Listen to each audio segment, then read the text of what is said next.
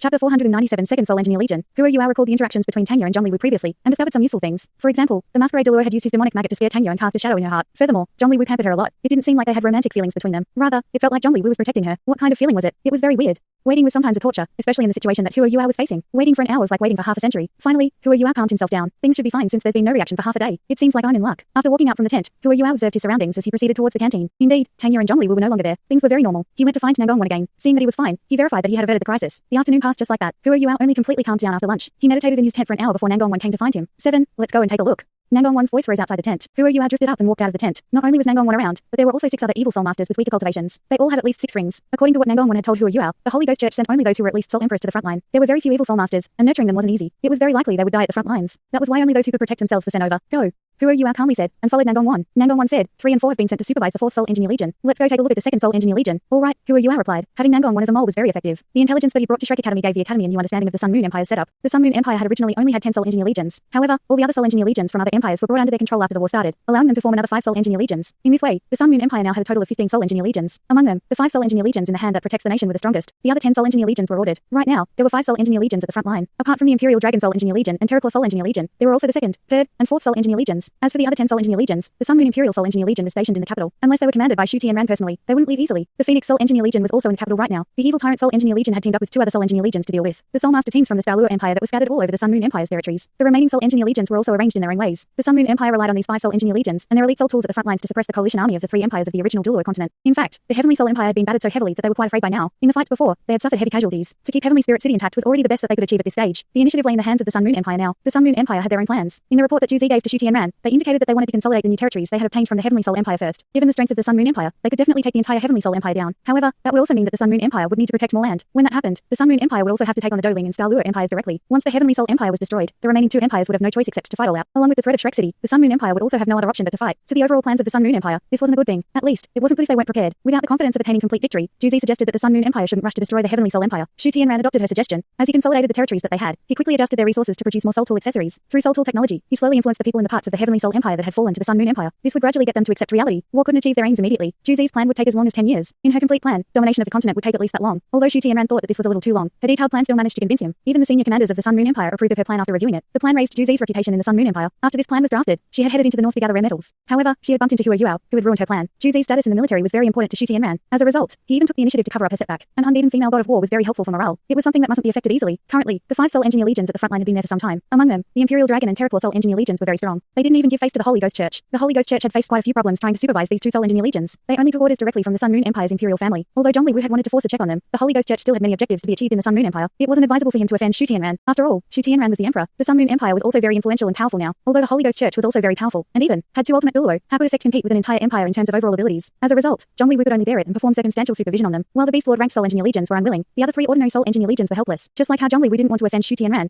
also didn't want to offend the Holy Ghost Church. There was something that he shared with the Holy Ghost Church. They wanted to borrow each other's strength to deal with Shrek Academy. While Shrek Academy hadn't seemed to do anything in the war so far, both Shu Tianran and Zhongli Wu were very wary of them. We're here. Nangongwan alerted Hua Yua. There was a soul formation not far in front of them. There were already senior commanders from the 2nd Soul Engineer Legion waiting outside the soul formation after they received their orders. The person standing in front was a middle-aged man around 50 years old. He was tall and burly, and his aura was overwhelming. He was obviously a soul Douluo. Greetings, Your Majesty. That middle-aged man came up to receive them. Your Majesty was how they referred to titled Douluo. In the world of titled Douluo, they didn't call one another that. However, it was how lower-ranked soul masters showed their respect when they saw titled Douluo. Show us the way. Nangongwan was much more arrogant when he saw these ordinary soul masters. Hua Yua didn't say anything. This middle-aged man was the Legion commander of the 2nd Soul Engineer Legion. Go knew. He was a soul Douluo and a Class 8 Soul Engineer. Ordinary Soul Engineer Legions were led by Class 8 Soul Engineers. After all, there were very few Class 9 Soul Engineers, even in the Sun Moon Empire. Gonyu stood to one side and gave way to the both of them. He personally showed them the way. This was Hua Yua's first time entering the soul formation of the Sun Moon Empire without fighting them. After entering, he immediately sensed a strong killing aura sweeping across him. Lethal soul tools were neatly arranged, almost all long-range soul cannons. Looking in from the outside, it really looked like a forest of steel. Hua Yua made an estimate as he looked over. There were more than 100 long-range soul cannons. As for why they were of different classes, it was because their effective ranges and strengths were different. Not only could they overlap one another, but they could also conserve soul power for short-range attacks. These soul cannons were just covering the perimeter. There were larger soul tools in the middle. There was even a Class 9 soul tool, and soul tools that Hua Yua didn't know the names to. Soon enough, Hua Yua saw the elongated warehouses in the soul formation. Overall, they looked narrow and long, and they were placed to the sides of the soul formation, so that they could replenish it at any time. There were 500 soul engineers in this ordinary Soul Engineer Legion. Not only were they fully equipped with soul tools, they even had linked soul tools. Once they attacked, they were very destructive. The soul tools they had were definitely much stronger than the ones Shrek City had before. DTN's wariness of humans was not unfounded. As soul tools developed, the balance between soul beasts and humans was disrupted. Although soul beasts had the beast god, humans were overall getting much stronger than soul beasts. Given such a soul formation, even 100,000 man army might not be able to breach it. Linked soul tools could greatly harm them before the soul tools exhausted their power. This was also why a Soul Engineer Legion was so terrifying. They simply toured the Soul Formation in a round of supervision. To the other Soul Engineers, this was a routine inspection, and it wasn't their first time. However, Huo Yuao was delighted. Although he couldn't imprint the production method of every Soul tool there into memory, he could still remember the arrangement of this Soul Formation, the uses of the Soul tools, and how they coordinated with one another. This was undoubtedly great knowledge for the future 3 Soul Engineer Legions of Shrek Academy. Are both of you coming to our side to rest and take a cup of tea?